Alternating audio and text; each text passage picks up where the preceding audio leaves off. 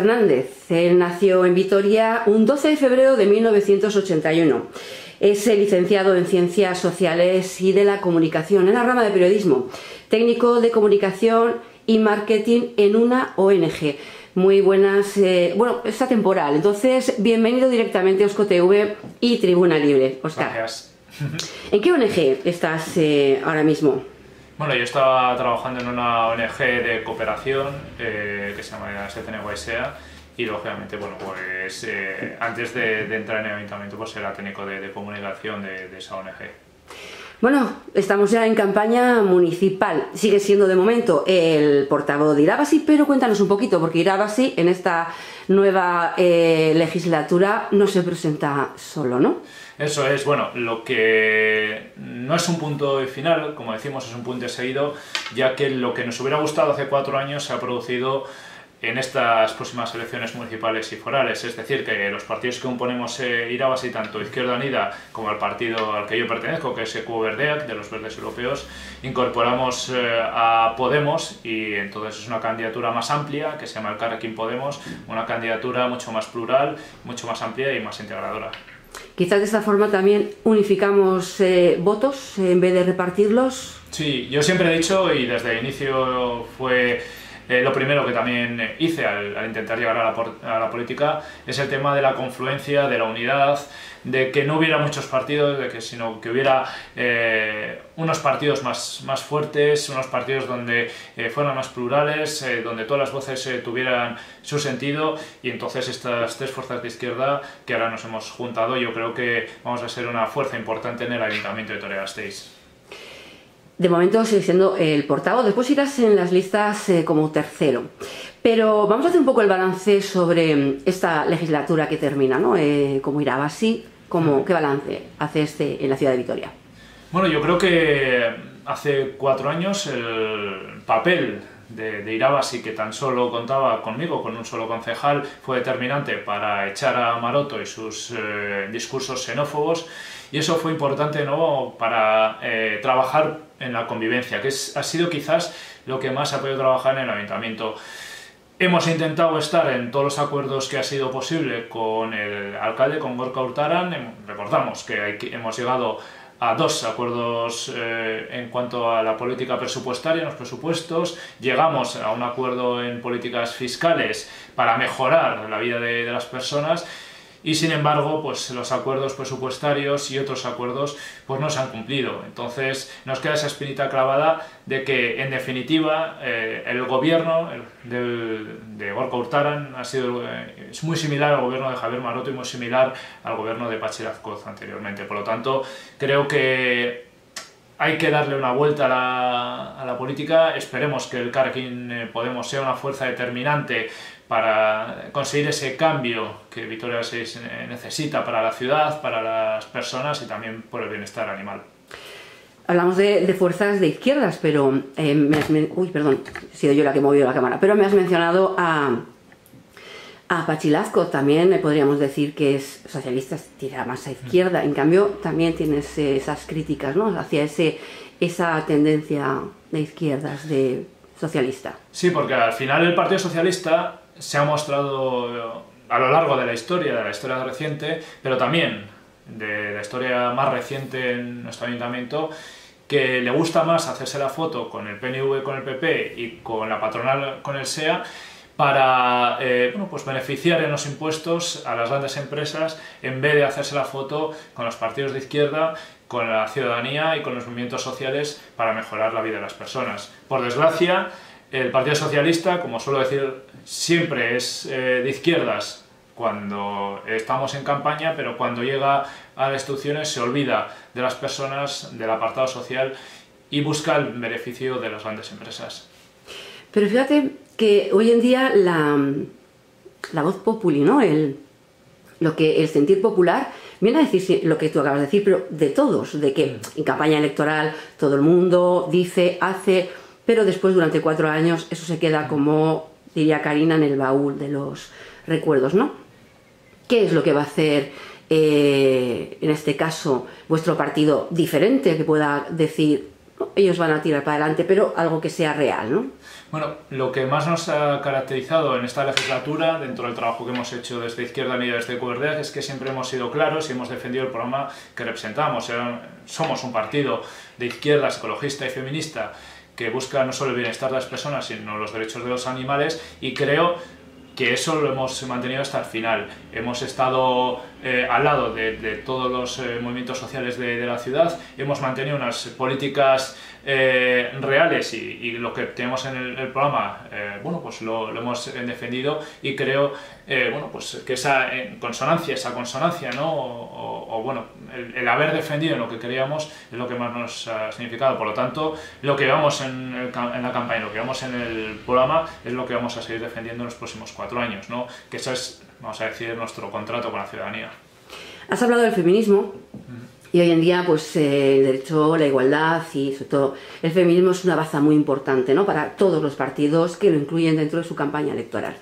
Pero yo te pregunto, el feminismo como tal se entiende como igualdad y no supremacía, pero estamos viendo una especie de derivación de ese feminismo hacia otros lados, ¿no? Ha surgido la palabra embrismo, en el que nada tiene que ver con el feminismo. ¿Cuál es la postura de tu partido frente, bueno, pues a ese embrismo, ¿no? A ese empoderamiento de la mujer malentendido, que sabes, Óscar, que existe? O sea, hay consignas en las que muchas feministas, casi todas, no, por mi caso, no estoy de acuerdo, ¿no? En algunas consignas un poco burdas y quizás desnivelando, ¿no? al hombre. Yo creo que, en primer lugar, hay muchos tipos de feminismo. Hablar de solo una corriente sería engañarnos todas, ¿no? Eso está claro.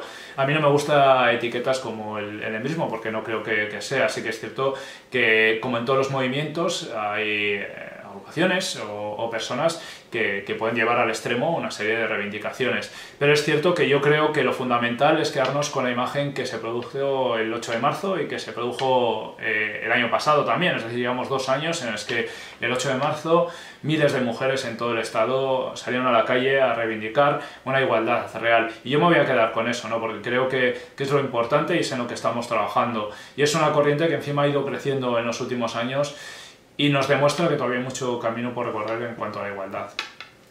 La igualdad es... no queremos pensar las mujeres, ¿no? Que es una utopía, ¿no? Pero al final uno... Sí, lucha por la igualdad, pero por ejemplo, empresas privadas, ayuntamientos que son centros públicos, evidentemente la igualdad va a llegar antes o está llegando antes, ¿no? Pero ¿cómo se trabaja para a nivel de empresas privadas también se incorpore esa igualdad y que igual puesto de trabajo, igual salario, la misma oportunidad de ascender de una mujer? Sí, bueno, en esto quiero también aclarar que, por ejemplo, hubo un estudio sobre la brecha salarial interna del propio ayuntamiento y se demostraba que todavía sigue habiendo desigualdades. Es decir, es cierto que en el mismo puesto de trabajo están cobrando igual hombres y mujeres, pero es cierto que en cuanto empezamos a subir, vamos a decir, los escalones en los puestos más de dirección, vemos como sigue habiendo muchos más hombres que mujeres, y es algo en lo que tenemos que seguir trabajando. Con esto quiero decir que también ocurre en las instituciones, ¿no? Porque al final no son ajenas. Es cierto que no es similar a la empresa privada, pero todavía existe. Y en cuanto a la empresa privada, hay que reconocer que el ayuntamiento no es el órgano competente, pero creo que tiene esa labor de sensibilización y de trabajar bueno, pues, junto a organismos, a sindicatos, para reducir esa brecha salarial y para trabajar en la igualdad de oportunidades. Creo que ahora en lo que más se tiene que trabajar es en un tema importante como es el tema de la conciliación laboral, y porque es el fundamental para que las mujeres puedan seguir progresando en sus puestos de trabajo. Óscar, tema ayudas. Es un tema un poco, de alguna manera peliagudo, me refiero de cara a la ciudadanía, ¿no? Porque también se ha desvirtualizado de alguna manera el hecho de que se dan ayudas a quien no se debe, se viene por las ayudas. ¿Qué tiene que decir, en este caso, tú, Óscar, y tu partido, ¿no? Sobre este tema de las ayudas, si serán más controladas o están ya controladas?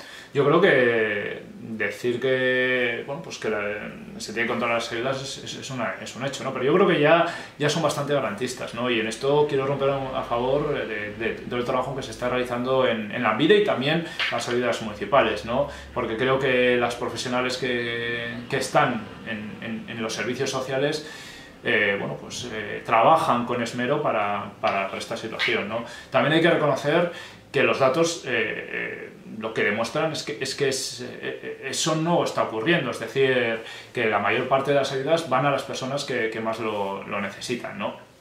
Por lo tanto, eso es por un lado. Y por otro, lo que sí que tenemos que trabajar es que esas ayudas lleguen a más personas, ¿no? Y sobre todo trabajar en temas en los que todavía queda mucho camino por recorrer, como es el tema de la pobreza energética.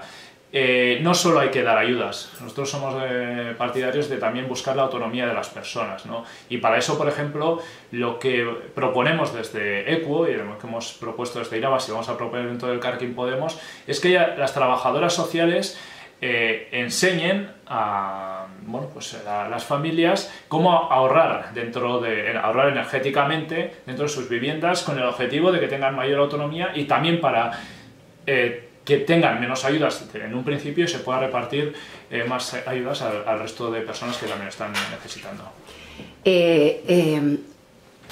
Óscar, sí. Entonces, ¿podríamos decir que hay una quizás mala información o desinformación? Porque lo que llega normalmente a la población es, estás hablando de la energía y me ha recordado algo, ¿no? Es, bueno, pues las ayudas como que siempre van a los mismos, hay gente que no necesita, pero se les está dando. En cambio, desde las instituciones dicen todo lo contrario, se miran mucho. Tema energético, sí. Hay una desinformación, ¿no? Porque muy pocas personas saben que hay unas zonas horarias en las que es mucho más barato utilizar la energía, sobre todo para las personas mayores, ¿no? En cambio, esta información no termina de llegar a la ciudadanía. Quizás estamos haciendo un mal trabajo, y esto ya globalizo todos, a la hora de una buena información. Creo que en esto que yo conozco más, ¿no? En cuanto al consumo energético, es importante también acudir porque bueno, pues se han realizado también charlas para conocer cómo ahorrar en tu factura energética, conocer cuál es la potencia que necesitas en tu vivienda, porque quizás tienes contratada una potencia superior. Y por eso es lo que yo antes comentaba, nosotros lo enfocamos lógicamente destinada a las personas que más lo necesitan, porque entendemos que también va en beneficio de las arcas municipales para que podamos abarcar las ayudas a más personas, ¿no?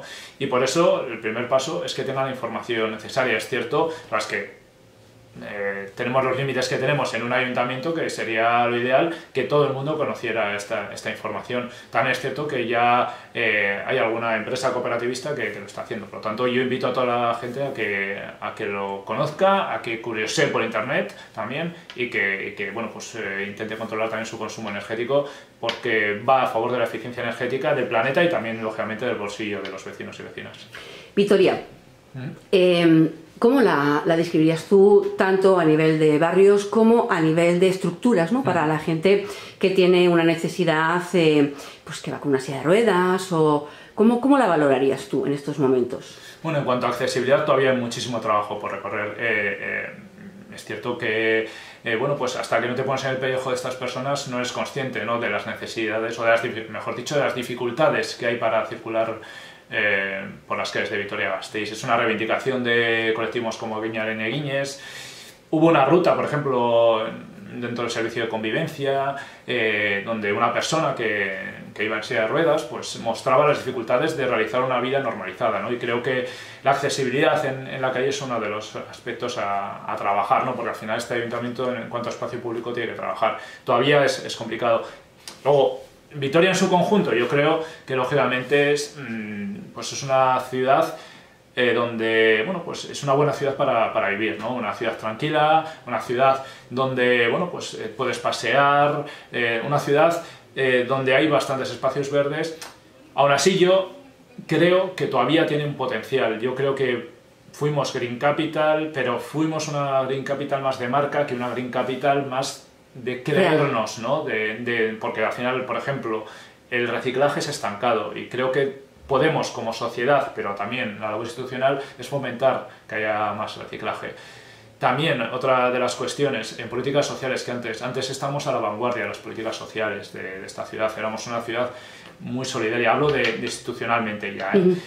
Y creo que ahora hay otras ciudades que son pioneras y en las que también tenemos que vernos reflejadas. Un ejemplo es Barcelona. Nosotros llevamos en nuestro programa el plan de lucha contra el sinhogarismo que lleva Barcelona, ¿no? Para esas personas que no tienen hogar o esas personas que van a ser desahuciadas. El tema de los desalojos, como hubo en el Casco Viejo, ¿no? La situación del Casco Viejo y de otras viviendas que están muy antiguas va a ser un problema en un futuro y tenemos que empezar a trabajar en esa rehabilitación de las viviendas antiguas, de los barrios antiguos, porque eso va a ser una labor o un problema que vamos a tener en el futuro, no solo en beneficio del planeta, sino en beneficio de las personas que viven allí. Me dices muchas cosas sí, y yo me las voy anotando, pero sí tienes razón, porque recuerdo una vez como la ONCE, hablando de cómo aquí hay que ponerse en la situación, no sé si recuerdas que hizo una especie de ruta en un autobús, digamos con los ojos tapados, tanto políticos como prensa, y me pusieron unas gafas en las que la visibilidad era, bueno, como si estuvieras en la niebla, es horroroso, viajar así. O sea, vivir así y sobre todo te das cuenta de las marquesinas, sobre todo, fíjate, una de las cosas que nos dimos cuenta es que sí, estás en la marquesina, normalmente suelen estar con su perro, pero ¿cómo sabes cuál es el autobús que llega y es el que tienes que coger? Es una de las cosas que ahí nos dimos cuenta, ¿no? Esto por dar ese punto de inflexión un poco en lo que decías, ¿no? Que hay que ponerse en la piel de cada uno. Pero, volviendo a las viviendas, hay un montón de viviendas en estos momentos que están vacías, ¿no? Y la gente se queja, ¿no? De que podrían hacerse un alquiler social. ¿Cómo lo estáis haciendo? ¿Cómo vais a llevar esta política? O si es que la tenéis programada. Claro, sí, nosotros lo hemos defendido en esta legislatura, lo seguimos defendiendo. Lo primero es que hay que poner en marcha ya ese parque municipal de viviendas, como ocurre en Pamplona, como ocurre en Bilbao, como ocurre en Donostia, como ocurre en otras ciudades del Estado, ¿no?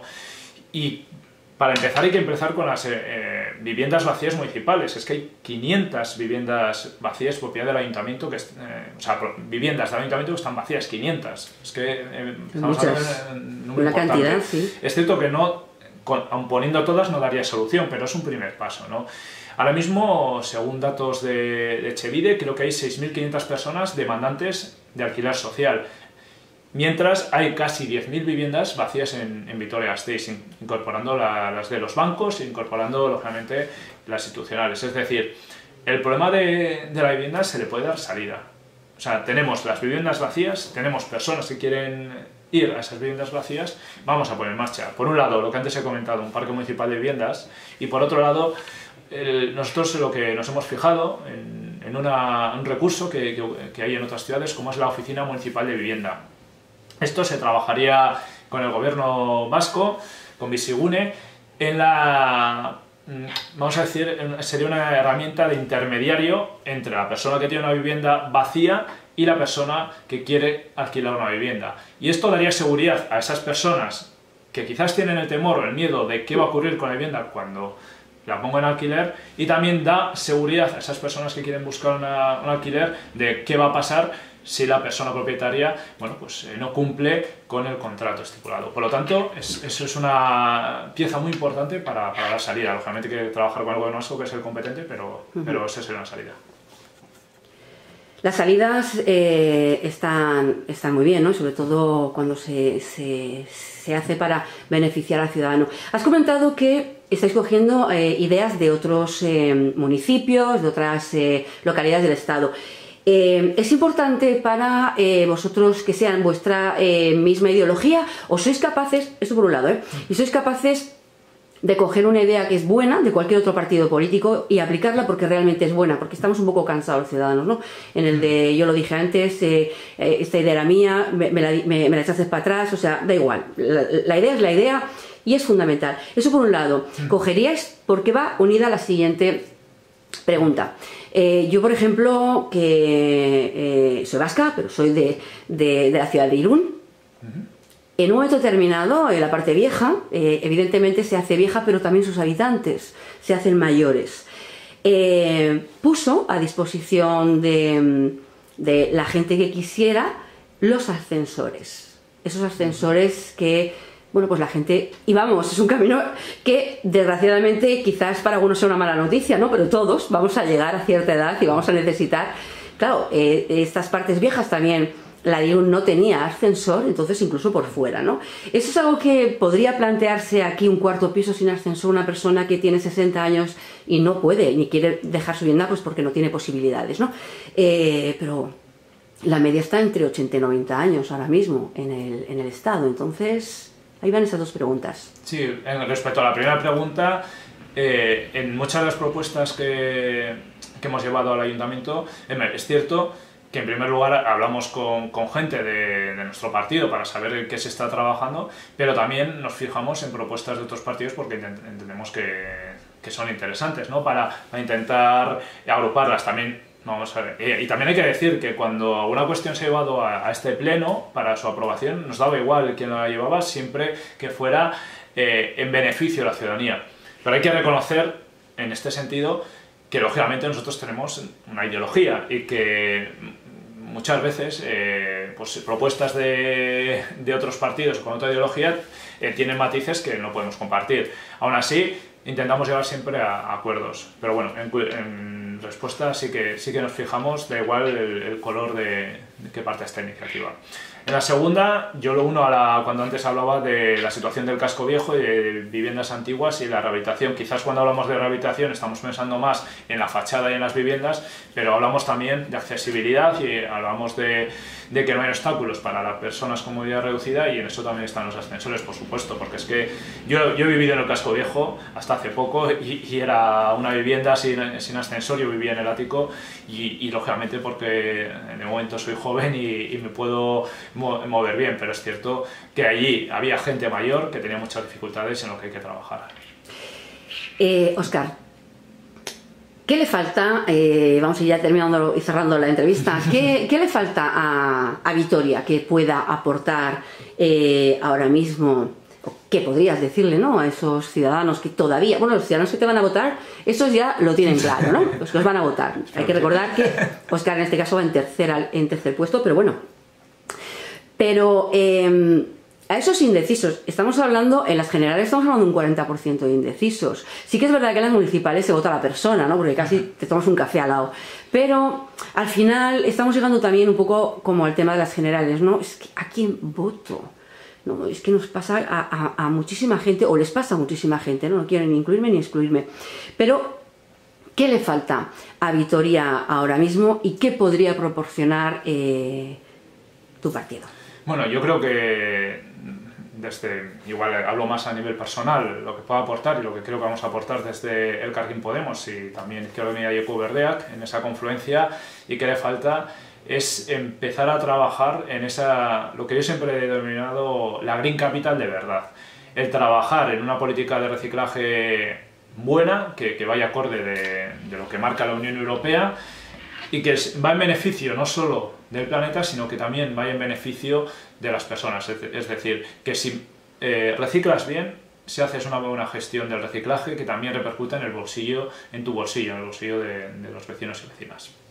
Eso por un lado. Realmente hay que avanzar también en políticas hacia unas energías más limpias. Ahora se ha demostrado algo que ya decíamos, que por ejemplo la energía solar, poner placas solares, iba en beneficio y podíamos ser autosuficientes en Vitoria-Gasteiz, y ya hay estudios que así lo demuestran. Es otro acierto más de esos avances que entendíamos, ¿no?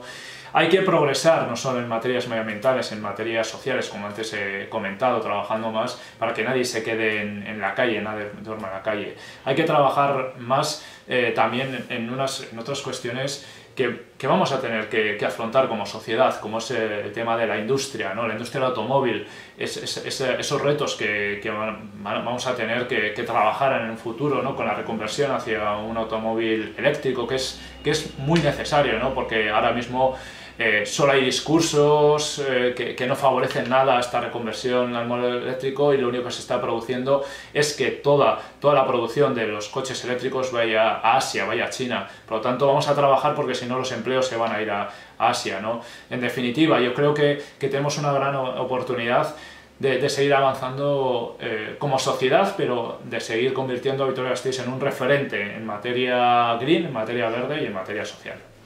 Los coches eléctricos están muy bien, pero también hay que acordarse de poner dónde recargarlos, ¿no? Porque al final uno no compra coches porque dice, o sea, es que gasolineras todavía no están preparadas, entonces eso iría todo en conjunto, me imagino, Sí, ¿no? sí, sí, claro, las políticas de las instituciones y de las empresas tienen que ir de la mano. Nosotros lo que decimos es que, lógicamente, lo que no podemos es ir apurando los vehículos con energía fósil, ¿no? Porque al final, hombre, cuando hablamos de una reconversión, hablamos de una reconversión pausada, ¿eh? No estamos hablando de la noche a la mañana, por supuesto, quiero decir aquí, pero claro, lo que no nos podemos es dormir. Entonces, ni las instituciones para incorporar esa reconversión de la industria del automóvil, ni tampoco las propias empresas, ¿no? Porque al final lo que se está produciendo, y los datos así lo demuestran, es que la producción de los vehículos eléctricos se están produciendo en aquellos países como China, donde ya están viendo cuál es el futuro. No podemos quedarnos atrás. No podemos quedarnos atrás porque en un futuro, en unos años, veremos las consecuencias de no tomar las decisiones. Por lo tanto, yo creo que va todo de la mano. Bueno, ¿y quién es Óscar Fernández? Bueno, pues... Cuéntanos. Pues yo soy una persona que realmente, después de vivir el 15M, busco una identidad política. Lo encontré en Equo Verdea, que era un partido ecologista de los verdes europeos, y allí, bueno, pues yo realmente, y digo la verdad, nunca he tenido una pretensión política. Hasta hace 4 años me eligieron para ser el portavoz de Irabasi, y cuando en principio tampoco había muchas opciones de entrar en el ayuntamiento, hicimos una buena campaña y entramos en el ayuntamiento. Yo siempre digo una cosa que creo que me representa, y es que puedes estar de acuerdo o no con lo que digo, pero siempre defiendo en lo que creo, y eso es una cuestión que pone en valor no solo mi persona sino el partido. Siempre he defendido a las personas y siempre he defendido una pieza importante en este ayuntamiento, como son los derechos de los animales, que no hemos hablado, pero en estos 4 años es una pieza importante. No, pero a mí me interesa lo de derechos animales. ¿Qué es lo que va a hacer tu partido? Yo, porque yo soy muy animalista, o sea, yo en mi casa ahora mismo tengo un gato que es callejero, pero es un gato, no tiene por qué tener pedigrí. Pero bueno, ¿qué es lo que...? Te voy a decir una cosa. En Hendaya, te digo para que os hagáis... ¿vale? En Hendaya, sobre todo la zona de Hendaya Playa, no sé si conoces. Más o menos. ¿Vale? Tienen un jardín, servicio, cuarto de baño para animales, para perros. Hombre, gatos no, porque no lo sacas, pero para perros. Es decir, tú vas allí, el perro huele, ya sabes que, y cuando encuentra su sitio, que a veces tardan como 20 minutos, hace sus deposiciones, tienes tus bolsitas y una papelera. Sí que es verdad que, y lo siento mucho, pero hay que decirlo así, allí son bastante más cívicos que aquí, porque yo cuando paseaba y digo paseaba porque murió de viejito, a mi perro, tiene unos dispositivos que no son plásticos. Son de cartón y de papel. Hacen como una especie de palanca que mete las heces hacia adentro, se cierra y las echas. Es decir, tú no tocas para nada. Y tú, en los paseos donde puedes pasear con tu perro suelto, hay esos... Yo nunca los vi estropeados, nunca los vi quemados, nunca vi que la gente los tirara, cosa que aquí, lo siento, pero pasaría, ¿no? Entonces... Hablando de coger ideas, ¿cómo sería? Porque también sería un poco concienciar, ¿no? Porque a veces no solamente hay que concienciar de recoger las heces, sino también de ese mobiliario urbano que nos sirve, ¿no? Para, en este caso, tener unos dispositivos. Y no es plástico, repito, lo que utilizan. Sí, bueno, realmente no puedo hablar de esa porque no lo conozco, pero bueno, ya recogeré el guante que me has echado para estudiarlo. Simplemente decir, en cuanto a las políticas de derechos de los animales, ¿no? Vamos un poco... Nosotros siempre hemos defendido, y lo llevamos a un pleno que salió aprobado, que Vitoria-Gasteiz tiene que ser una ciudad libre de maltrato animal. Es decir, ya hemos pasado de que ya no hay corridas de toros ni carreras de burros, que ha sido en esta legislatura. Ni circos. También. Ni circos. Ni circos con animales, excepto que los circos con animales fueron de la legislatura pasada, pero ya no existen. Y en gran parte ha sido, lógicamente, por los movimientos ecologistas y animalistas, y otra parte, lógicamente, por la presión que hemos hecho desde algunos partidos políticos en este sentido. Esto para dejarlo claro, ¿no? Y creo que todavía se tiene que seguir trabajando en seguir concienciando en que, bueno, pues el divertimento de las personas no tiene que pasar por ver espectáculos con animales. Por ejemplo, el ejemplo más claro son las vaquillas, por poner un ejemplo claro, ¿no? Eso para empezar. Pero realmente luego estamos un poco en el día a día, como antes comentabas. Hace poco, una de las cuestiones que más hemos estado dando guerra, como es la reforma del Centro de Protección Animal de Armentia, se va a producir después de un retraso pues de prácticamente 4 años, porque han sido más de 3 años, ¿no? Por fin se va a hacer esa reforma. Ahora lo que toca es trabajar en la gestión, en que sea una gestión eficaz. Y ahí el Cargune de Protección Animal ya presentó una serie de propuestas que se tienen que recoger para que la gestión sea ejemplar y que el bienestar animal se garantice, ¿no? Porque hemos visto cómo ha habido animales que han fallecido en el Centro de Protección Animal y desde nuestro punto de vista esas muertes se podían haber evitado. Dicho esto, lo que también hay que trabajar en lo que tú comentabas también, un poco en la concienciación, porque a mí me gustan los animales, a mí me gustan los derechos de los animales, pero también un animal es una responsabilidad y eso creo que tenemos que ser claros, ¿no? Y en eso siempre hemos estado defendiendo las sanciones a aquellas personas que no recogen bueno, las deposiciones de sus mascotas, ¿no? Porque sí que queremos una ciudad limpia y hay que trabajar en ello.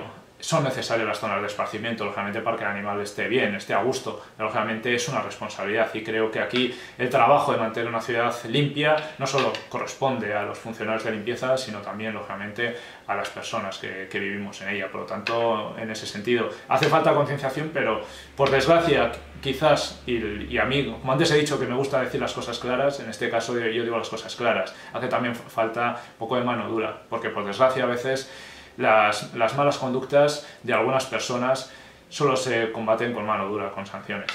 Yo estoy totalmente de acuerdo. A veces yo siempre he dicho que este es el país en el que hay que tocar el bolsillo para que uno diga, ostras, que tengo que tener cuidado. Decía Gandhi que una civilización se la conoce por cómo trata a los animales.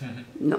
Quizás también tenemos que incorporar este dicho, ¿no? para todos nosotros. Bueno, decías que te faltaba por decir lo de los animales, te he emplazado a que lo digas y ahora quedaría, bueno, pues este es tu momento, ¿no? Como diría cierto, bueno, Boris Izaguirre, pero que es un intelecto, es un periodista, escritor, es un intelecto, ¿no? Este momentazo.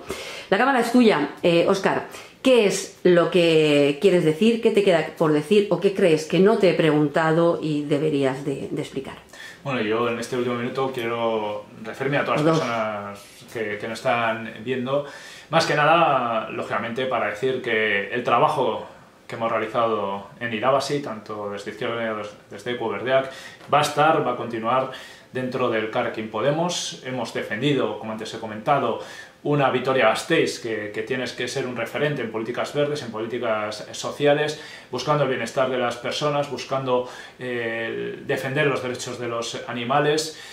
Y cuando algunas personas incluso decían que esto era imposible, hemos demostrado que se pueden hacer cosas incluso en la oposición. Ahora queremos dar un paso más, queremos entrar en el gobierno, queremos buscar ese cambio real en las políticas municipales, porque se puede hacer cosas, los cambios globales empiezan por los cambios locales. Y para cambiar localmente se ha demostrado que necesitamos un gobierno de izquierdas. Por lo tanto, yo emplazar a todas esas personas a que miren las propuestas que realizamos y a que nos tengan como una opción de cara al próximo 25 de mayo, porque hace falta un cambio en el Ayuntamiento de Vitoria-Gasteiz.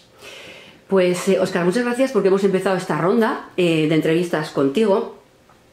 Y si me permites, quería desde detrás de la cámara, ¿no?, hacer un pequeño inciso en el que, bueno, Tribuna Libre es un periódico libre absolutamente de ataduras, es un periódico en el que todo el mundo tiene cabida. Hemos empezado contigo, pero pasarán todos los alcaldables que quieran ser entrevistados por nosotros y evidentemente tienen la libertad de poder decir. Con esto, ¿qué quiero decir? Porque al final ya sabes que uno siempre acusa a otro de hacer campaña política hacia un lado o hacia otro. Tribuna Libre no hace ningún tipo de campaña, se reserva su opinión, pero sí permite que sean las personas las que libremente puedan hablar y ofrece sus cámaras, y en este caso, pues para estas elecciones municipales. Gracias. Gracias a ti por dejarme hacer en esta primera entrevista esta pequeña introducción que debería haber hecho al principio, pero lo hago al final. Gracias, Óscar Fernández. Este caso base número 3, recuerda el Elkarrekin Podemos. Elkarrekin Podemos. Pero bueno, ahí estamos. Mucha suerte. Te deseamos a ti y a todos los partidos políticos para el 25 de mayo. Gracias a ti. Saludos.